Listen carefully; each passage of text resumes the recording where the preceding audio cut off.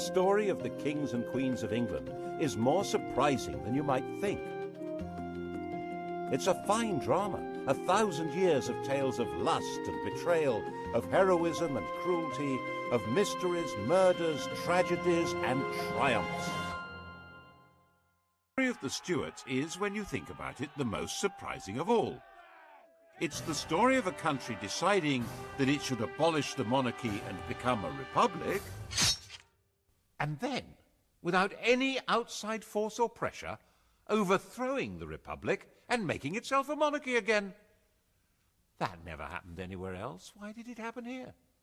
James became King of Scotland when his mother Mary fled to England in 1567. He was 1 year old when he was crowned James VI.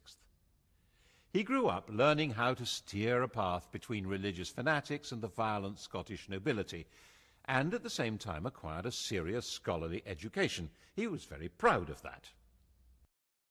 He pleaded for his mother's life, but accepted the fact of her execution by the English Queen Elizabeth. Business was business, and he had no memory of Mary. He'd been taught that she was a scarlet woman, and she had, after all, murdered his father and taken a lover.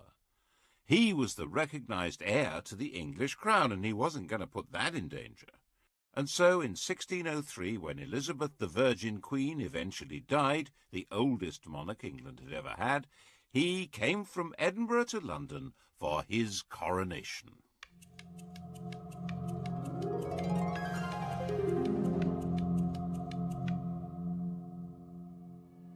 He was openly bisexual. The word in London was that Elizabeth had been a king, and now they had James the Queen. In Latin, of course. By the accident of heredity, England and Scotland were now united in a single kingdom, Britain. Everyone had high hopes of James, especially the Roman Catholics, who thought that his distaste for bossy Scottish Presbyterians would encourage him to lift Elizabeth's restraints on their worship. They were wrong about that. So a group of well-connected Roman Catholic terrorists planned to blow up the entire political structure at the opening of Parliament in 1605.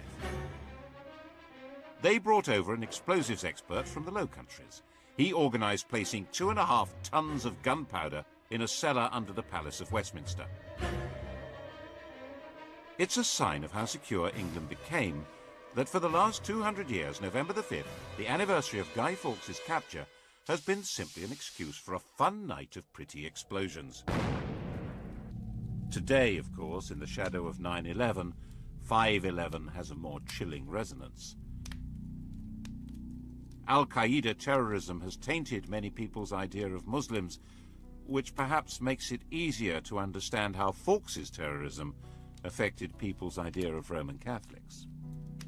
Actually, James himself was more sympathetic to High Church than to Low, because the followers of Protestant sects did not want priests and bishops to do religion on their behalf. In the Protestant view, the godly man has his own Bible, the devil's agent is a priest with a Catholic prayer book. James felt that people who didn't have respect for hierarchy in church would be equally disrespectful of authority in general. No bishop, no king was his fear. And the authority of the king was very dear to him. He spelled out his ideology in masks, theatrical balls, in his new banqueting house in Whitehall. His intellectual take on the job was that he was God's deputy, and that he ruled by divine right as the absolute sovereign power in England. Having been raised in Scotland, he was rather baffled by the idea of common law, the notion that law was in the hearts and minds of the people, expressed through the precedents of the courts and their juries of ordinary folk. But this was the essence of the English system. It had been essential for the Normans to operate that way, as foreign rulers in a land they didn't know, and it had become embedded in the fabric of English life. Henry VIII and Elizabeth had the position of tyrants, but their tyranny required popular consent. They had to be popular in order to rule. James wasn't good at being popular. He was head of a court, a place of factions and favourites, and was grand in a very private way. One example of his sense of power and duty was in his treatment of tobacco. It had been introduced from America by Walter Raleigh, and Elizabeth had felt rather alarmed by it. It made her feel ill. She bet Raleigh that he couldn't weigh the smoke that came out of a pipe. Raleigh knew how to perform. He weighed an ounce of tobacco, smoked it, weighed the ash, and the missing weight was the smoke. Elizabeth laughed and paid up, saying she'd seen men turn their gold into smoke, but this was the first time she'd seen smoke turn to gold. James's whole approach was different. He disliked smoking and felt it was his duty to protect his subjects. But he was a rational man, a teacher, so he wrote a pamphlet, Counterblast to Tobacco, explaining that it was loathsome to the eye, hateful to the nose, harmful to the brain, dangerous to the lungs, and in the black, stinking fume thereof, nearest resembling the horrible Stygian smoke of the pit that is bottomless. He wanted to persuade people by the force of his argument, so he published it anonymously. Of course, no one took any notice. So, as the wise and kindly father of his people, he banned the growing of tobacco in England and increased the customs duty on tobacco by 4,100%. And reissued the pamphlet with his name on it. His whole approach was based on rational thought, not an English habit, and what he saw as the absolute authority of a king, also rather foreign to them. And his authority was not backed by any army, and his income was too small to run both the court and the government. The regular royal income came from rents on lands, feudal dues, and customs duties. But the flood of gold and silver coming to Europe from the New World had created inflation, reducing the real value of that income. Medieval government was designed for rather static farming economies and vast estates. Towns, run by common folk with special liberties granted in charters, had been useful little add-ons. But now international and intercontinental trade had blossomed. The nobles had declined, the towns had become major financial centres. Inflation, the growth of Protestantism, a lack of respect for traditional authority, the emergence of assertive members of Parliament, none of this was restricted to England. But in England it had a slightly different flavour. Everywhere else the ruler made the law, he was the law, but not in England. Kingship existed under the law. James simply didn't understand this. He was certain that the job of king meant being above the law. And being James, he not only understood this was the problem, but said so as a matter of principle. And when the Lord Chief Justice disagreed, the Lord Chief Justice got the sack. James was, people said, the wisest fool in Christendom. He needed to raise taxes, but taxation was always regarded as a special event. Taxes might be levied if there was an emergency need for cash, but the law said that this could not be done without the agreement of Parliament, which gave the Commons the chance to present demands to him. They expected what was called redress of grievances before granting him supplies, and these were exactly the kind of people who tended to be Puritans, low church, with no real sense of proper deference to people better born than themselves. So he avoided that as much as possible. His way of life didn't help either. His diversions were hunting, an obsession, and pretty young men, another obsession. Right at the start of his reign, he took up with a pretty young Scot who'd been his page. Robert Carr was given the estate of the executed Walter Raleigh and quickly became a viscount and a privy councillor. When Carr decided to wed the married 17-year-old Countess of Essex, who hated her husband, James helped to sort out the divorce. The Countess's family, the Howards, detested Carr, but realised this was the best way to get into favour at court. Carr's close friend, Sir Thomas Overbury, tried to warn him off that filthy, base woman, which annoyed the Countess.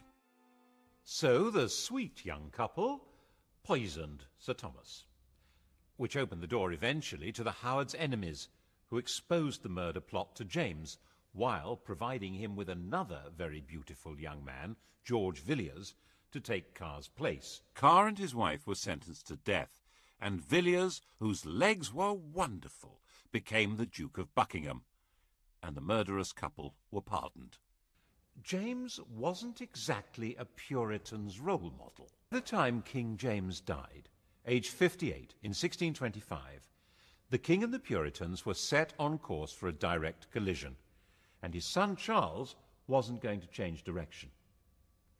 The new king was 25 years old, gauche with a nervous stammer, but deeply conscious of his place as God's anointed ruler of Britain, the new father figure, and he played the part of absolute ruler as well as he possibly could.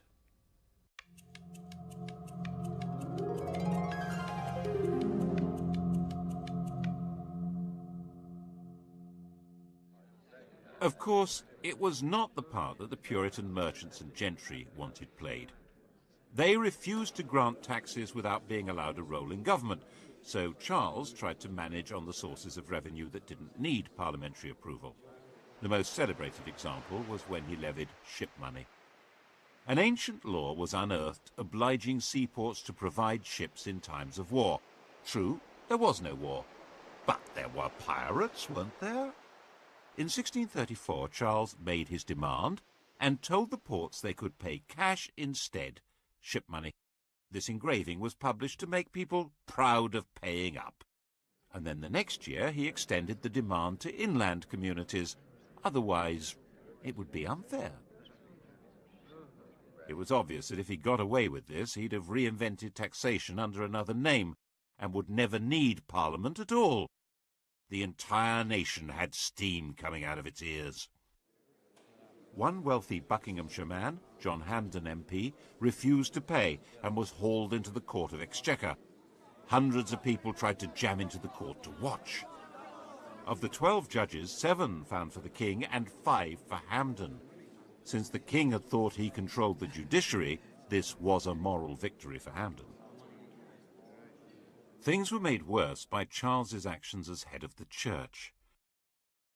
He regarded Puritanism as fundamentally seditious, which made many people think he was really a closet Roman Catholic. He wasn't, but he was determined to impose a uniform system of worship which was decidedly high church. And that simply added to the anger of a growing Puritan class. And in Scotland, it was met by direct rebellion. Without the money to hire reliable troops, and with popular hostility in London making life positively dangerous, Charles had to accept restrictions on his power which were to him intolerable. In 1641 he agreed Acts of Parliament which took many powers from him, including the right to dissolve Parliament and the right to raise customs duties without its consent. In January 1642, in a state of confused desperation, he tried to arrest 5 members of the Commons by actually turning up there with armed guards.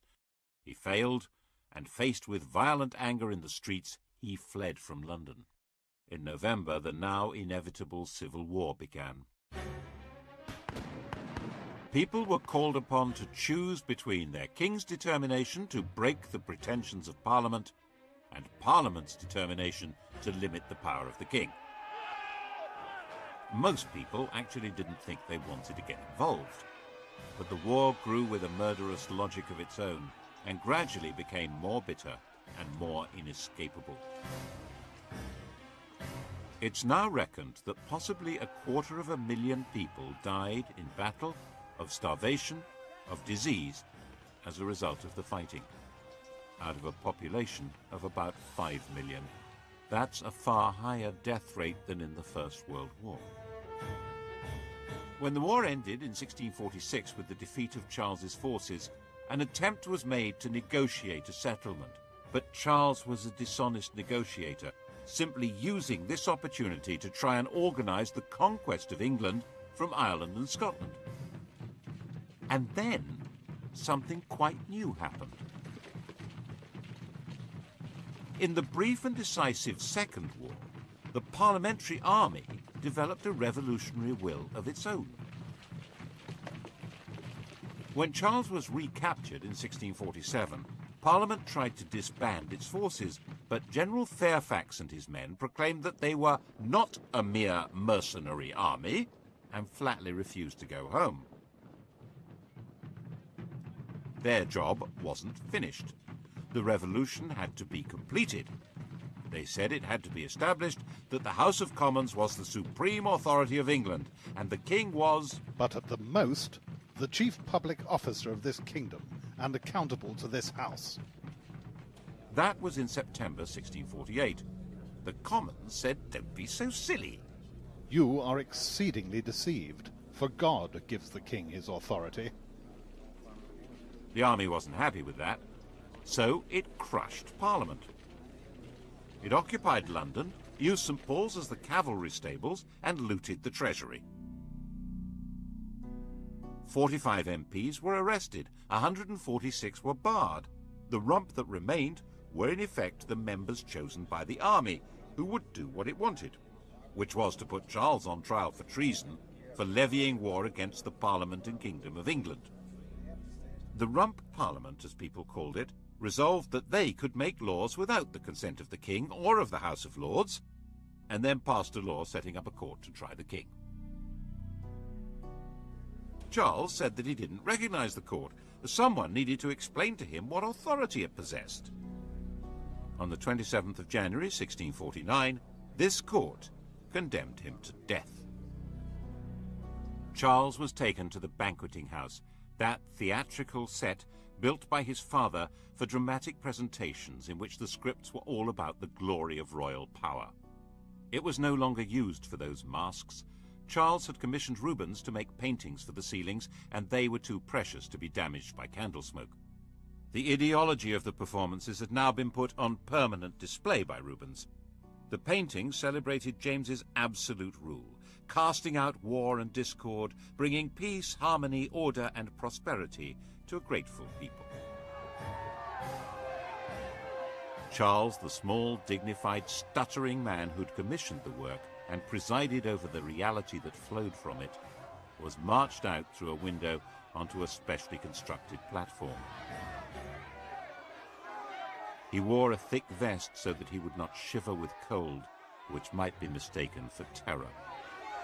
And on that stage he knelt with calm dignity, and his head was cut off. Britain no longer had a king.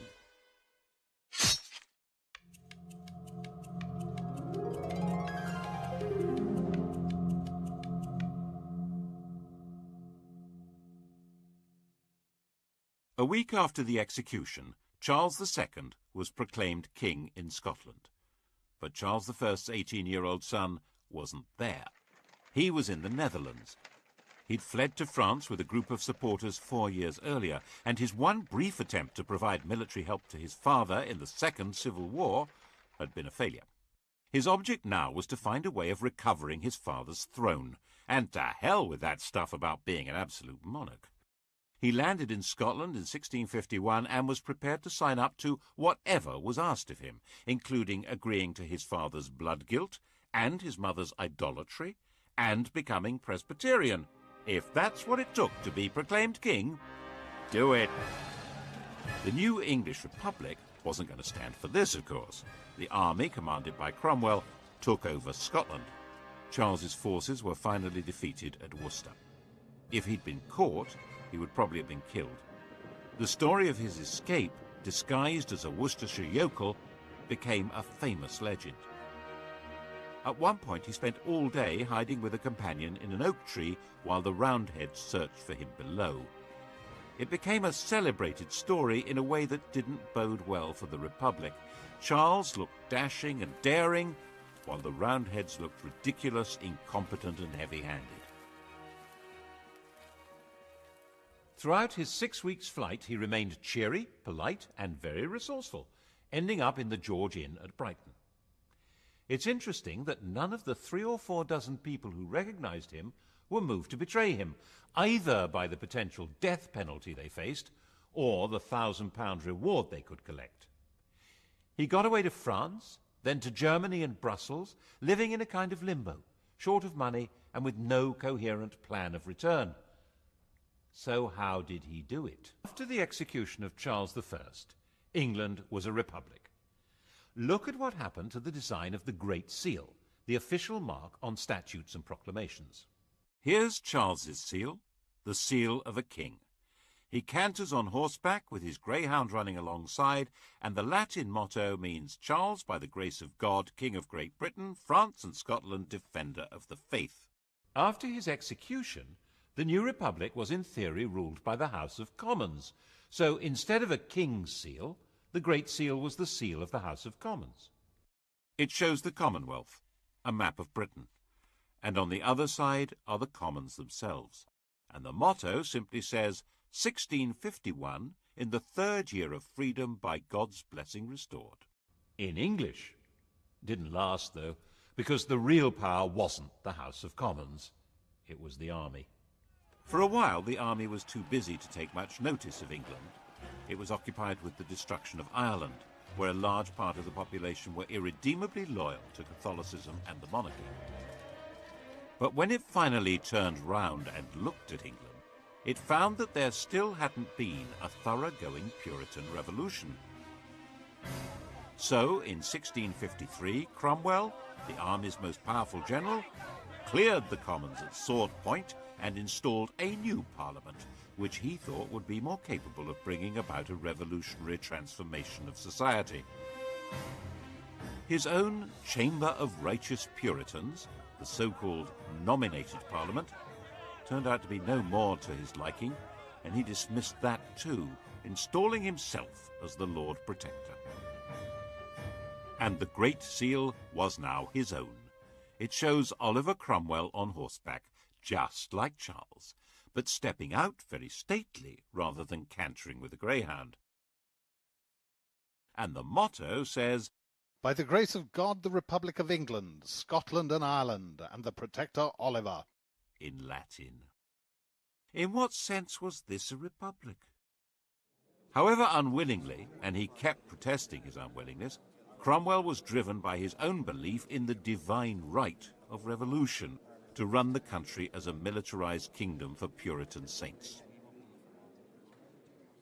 There were now 11 districts, each run not by the people, but by major generals. These military ayatollahs collected taxes, ran the courts, and controlled public morality. Theatres were closed along with brothels and gambling dens. Horse racing and cockfights were banned. Everyone had to go to church, stay sober and morally upright. Pagan festivities, like Christmas, were banned. Mince pies were forbidden. Oh, it must have been great. In 1656, a newly elected parliament made it clear they wanted to return to the old constitution. They reopened the House of Lords and offered Cromwell the title of king. He seriously considered it. And although he turned it down, perhaps because the army would have turned against him, 2 years later, on his deathbed, he nominated his eldest surviving son as his successor, like any other king. Very few people cheered Lord Protector Richard Cromwell. Who was he? Not crowned, not acclaimed, not the leader of an army. People called him Tumble-Down Dick, and that's pretty much what happened. Early in 1660, one of his father's commanders, General Monk, seized London and summoned a special parliament to invite Charles II to return to the throne. If you're going to have a king, it might as well be one with the right credentials. Tumble-Down Dick became a private citizen. He changed his name and became a lodger in Cheshire. 30 years later, he wrote to his daughter that his safety was to be retired, quiet, and silent. He would have made a good constitutional monarch. But while the English may not have been quite sure what they did want, they now knew exactly what they didn't want. Anything run by soldiers or Puritans. No matter what else would happen in the world, England would never again let a military man have any political power. And a deep and abiding suspicion had been created of anyone who looks like a revolutionary or a religious enthusiast. Actually, this explains a lot about English history. Most countries were at some time in the last 300 years infected by revolutionary fervour or ideological passion. But England, it seems, has been vaccinated. It's been pretty much immune to political feverishness. Still is, I think.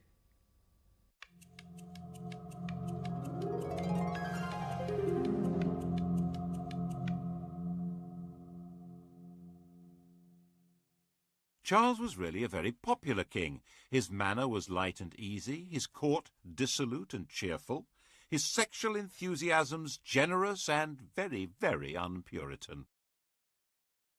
As those great historians Sellers and Yeatman put it in 1066 and all that, not so much a king, more a monarch.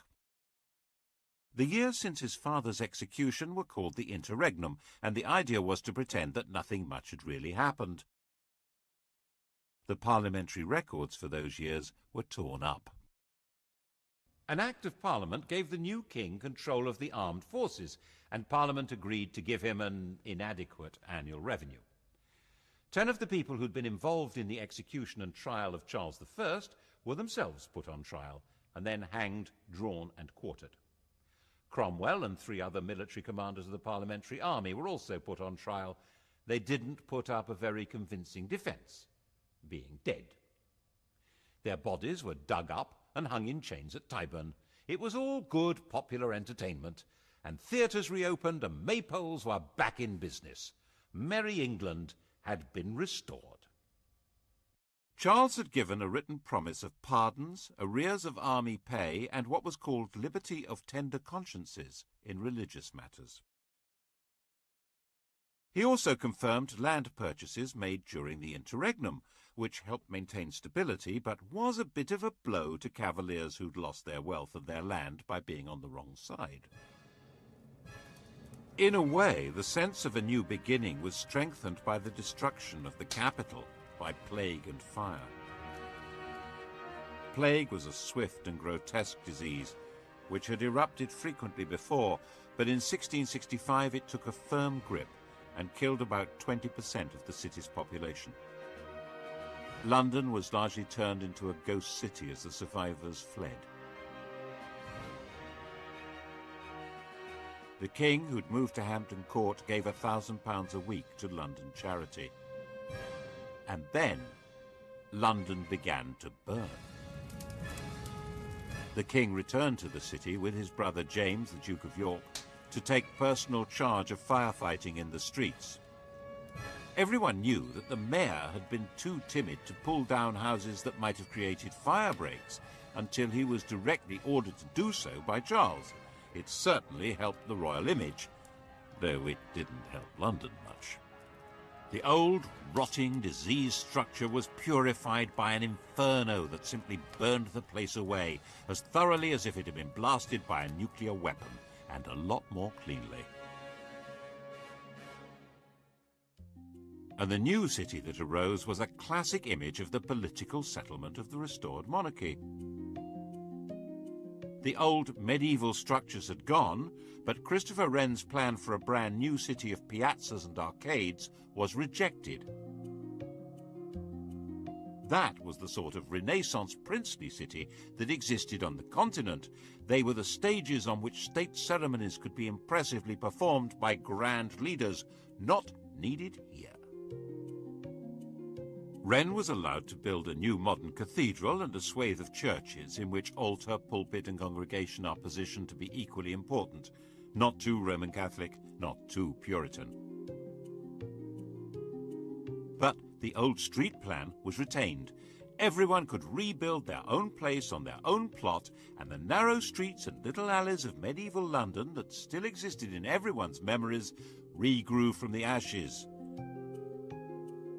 Even now, neither German bombs nor modern developers have quite destroyed them. There mustn't be another fire. Laws would insist on flat fronts, no overhangs, more brick. But the old city that had no overall plan, not even a basic map, reappeared with modern improvements designed not for a new life, but for a better continuation of the old one. Exactly. There was a general desire to better continue things as they had once been, rather than invent something new, or imitate something foreign. There was one other marker in the rebuilt London that showed what kind of country this now was. This fine column. It marks the site where the fire had begun. It shows the destruction of the city. There's Charles surrounded by liberty, genius and science, giving directions for its restoration. And there was originally an inscription explaining that the fire had been deliberately begun by papists. In order to the carrying on their horrid plot for extirpating the Protestant religion and our English liberty, and the introducing popery and slavery. It was nonsense, but a French watchmaker was hanged for his part in the non-existent plot. Robert Hubert. He wasn't in London when it happened. There was a pathological fear of papists. Awkward. Charles had a pension from the King of France given when he'd promised to convert to Roman Catholicism. The trick to being a king in this situation was, Charles understood very well, not to say exactly what his job was. There was a parliament, and it was beginning to form parties, one pro-monarch, one anti. But Parliament didn't actually rule the country. That was done by the king's ministers, a kind of cabinet government, referred to as a cabal, which meant that Charles wasn't seen as entirely responsible for things going wrong, which they quite often did. The Earl of Rochester wrote a mock epitaph on Charles's bedchamber door. Here lies our sovereign lord the king, whose words no man relies on, who never said a foolish thing, nor ever did a wise one. Charles saw it next morning and said, "Quite right. My words are my own, but my acts are the acts of my ministers." Charles died in 1685, 54 years old. On his deathbed, he converted to Roman Catholicism. He had no legitimate child left alive. The next in line to the throne was his brother James, who was already a Roman Catholic. This really wasn't going. James II was only 3 years younger than Charles II. He was the oldest man ever to have succeeded to the throne. To start with, nothing much seemed to have changed. Both brothers had led quite similar lives. Both were enthusiastic womanizers. Both seemed reasonably pragmatic. But the way James handled his first big crisis began to create alarm.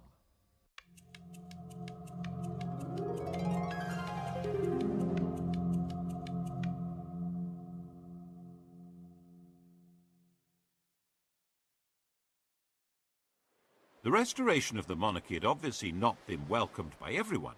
In the southwest especially, Puritan religious feeling remained strong and suspicious, especially with a Roman Catholic king. Charles II had an illegitimate son, the Duke of Monmouth, who was a Protestant. Rumours began to spread that he was actually legitimate, the true heir to the throne.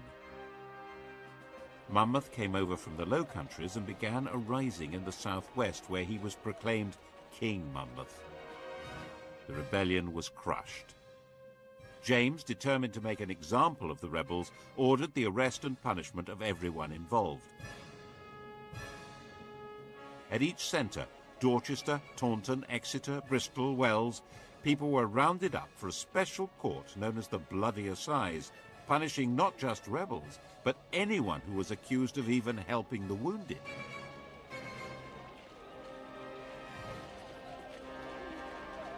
Around 230 people were executed, some hanged, drawn and quartered, and about 850 were sent to labour in the West Indies for 10 years.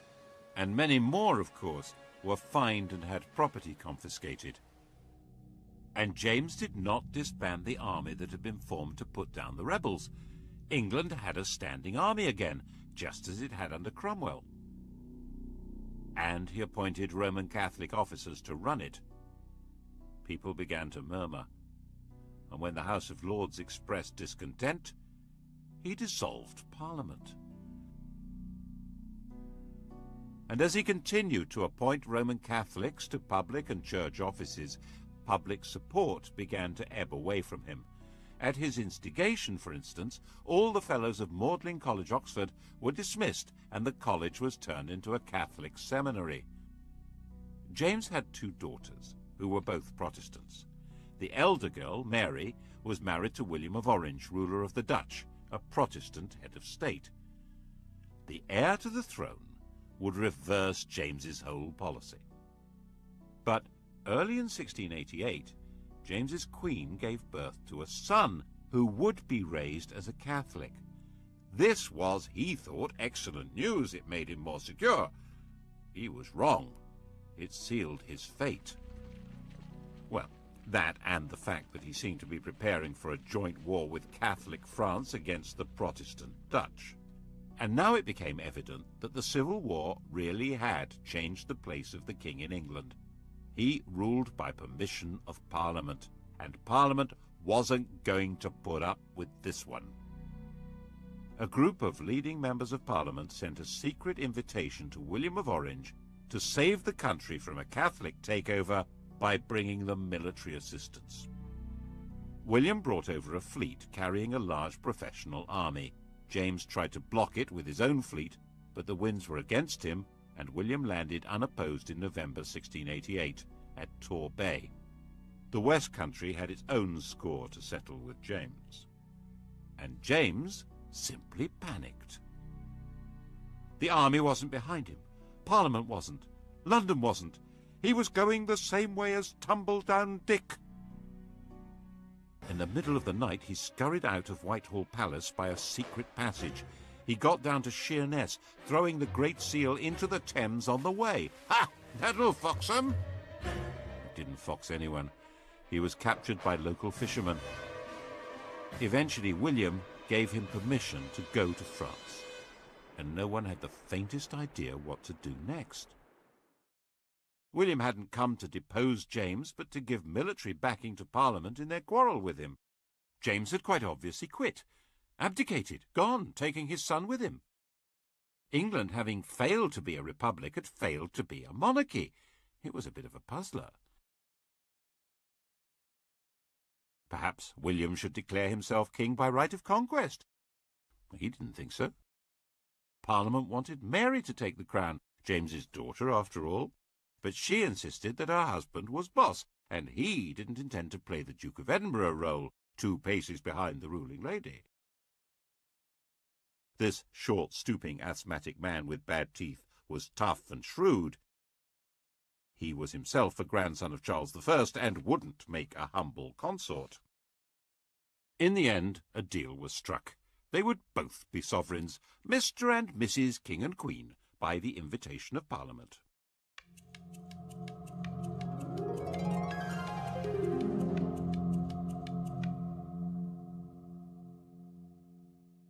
And they had to sign up to some basic rules. No standing army unless Parliament agreed to it. No raising of money without Parliament's approval. No royal power to lay down the law. The King and Queen couldn't appoint or punish judges. They couldn't make war without Parliament's consent, and Parliament would decide who could have the crown. And it wouldn't be a Roman Catholic. All the questions posed by the Civil War were finally answered, and it was called the Glorious Revolution, because in the end, the whole basis of royal power was redefined without anyone being killed at all. Except in Ireland, of course. James, with French backing, decided to make a comeback through Ireland. It was, after all, one part of Britain where a Catholic king could expect some enthusiasm. Protestant settlers had been brought into Ulster, and they held Londonderry and Enniskillen against the Catholic regiments. Eventually, in 1690, there was a showdown between William's Anglo-Dutch-Danish army and James's Franco-Irish one at the River Boyne. James was beaten in a battle which has cast a grotesquely long shadow over Ulster. The annual celebration there of the Protestant victory has never lost its 17th century passion. The irony is that this was not a religious war at all. It was a war to contain the ambitions of France, and the Pope was actually firmly on the side of William of Orange. The Vatican was more anti-French than it was anti-Protestant.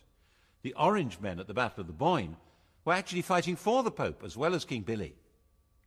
And Billy, of course, was not exactly English. His native tongue was Dutch. William, a serious man, ended up spending much of his time on the continent, so in effect Mary did become the sovereign of England. But at the end of 1694, she died of smallpox.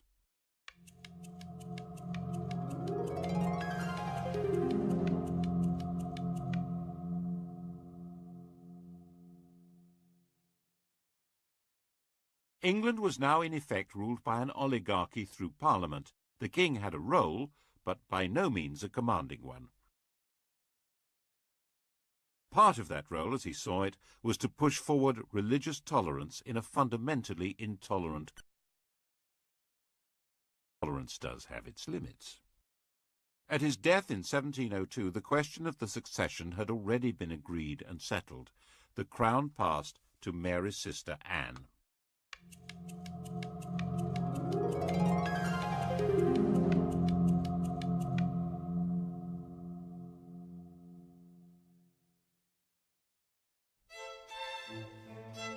Anne was married, as Mary had been, to a foreign prince, but her husband, Prince George of Denmark, was no William of Orange. He was a lazy alcoholic, and while Anne was willing to let him be naturalized as an Englishman and notional head of the army and navy, she was queen and he was a subject. No married queen had ever ruled alone before Anne, and she played it very regally. She was very keen on the ceremonial and quasi-magical position of royalty, holding ceremonies where she touched people with scrofula, swollen neck glands from tuberculosis. It was called the king's evil, and the power to cure it was supposedly the magical sign of true royalty. She was the last monarch to try it. Kings had male favourites, Anne had female favourites. The first and closest was Sarah Churchill, the wife of the Duke of Marlborough. They called each other by pet names. The Queen was Mrs. Freeman. Sarah was Mrs. Morley. Mrs. Morley's husband was England's leading military commander and the architect of a stunning victory at the Battle of Blenheim that placed England in a dominant position in Europe. But England's Queen did not decide who to fight or when to fight or how to fight. Politics was no longer really her business. Even when in 1707 England and Scotland were formally and permanently united by the Act of Union, it was not Anne's doing, but Parliament's. Anne did, it was true, refuse to sign one Act of Parliament at around that time, but it was a very minor technical issue, not a real challenge to the power of the politicians. Her life was spent more playing cards, chatting, being ill, and having 19 pregnancies. These pregnancies were watched with fascination by an elderly lady in Hanover, Sophia, the Electress Duchess of Brunswick-Lüneburg. She was James I's granddaughter, and because there were so few Protestants of the blood royal left alive, she was, by Act of Parliament, next in line to the throne, if Anne died childless, and if she lived long enough. One by one, Anne's pregnancies came and went. 14 miscarriages and stillbirths, 5 live births, but by the time Anne was widowed in 1708, all of them were dead. Sophia, aged 78, now just had to outlive the 43-year-old Anne to become Queen of England. Anne was a sick woman. Sophia was tough as an old boot. She knew she could do it. But in 1714, Sophia received an outrageous letter from Anne. Anne had somehow got the impression that Sophia was going to secretly send her son George to England in some kind of plot, and she told Sophia that would not be allowed. Sophia, now 84, was shocked, and the shock killed her, just 9 weeks before Queen Anne died. Sophia had failed. but her son George would now be king. In theory, a very weak constitutional monarch, but that hardly explains why 65 years later Englishmen launched a new war against royal tyranny and thousands were killed. England's royalty hadn't exactly packed up and disappeared, but the story of what they had done will have to wait for the next episode.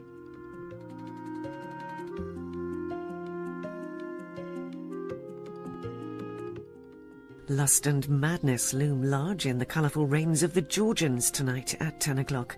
And to do a quick historical quiz about the Stuarts, Sky Digital viewers press red.